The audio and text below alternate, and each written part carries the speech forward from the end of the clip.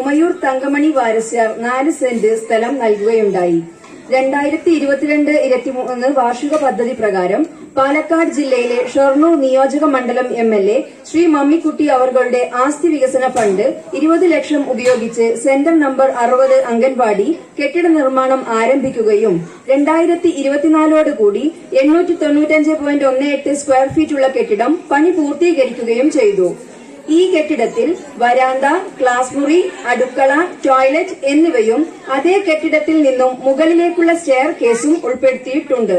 എന്നാൽ പ്രസ്തുത എസ്റ്റിമേറ്റിൽ ചുറ്റുമതിലിന്റെ നിർമ്മാണം ഇല്ലാതിരുന്നതിനാൽ വാണിയംകുളം ഗ്രാമപഞ്ചായത്ത് 2025-26 വർഷത്തെ പദ്ധതിയിൽ 4 ലക്ഷം വകയിരുത്തി അംഗൻവാടിക്ക് ചുറ്റുമതിലും ഗേറ്റും മുറ്റം ഇന്റർലോക്കിംഗ് എന്നിവ നിർമ്മിക്കുകയും ചെയ്തു.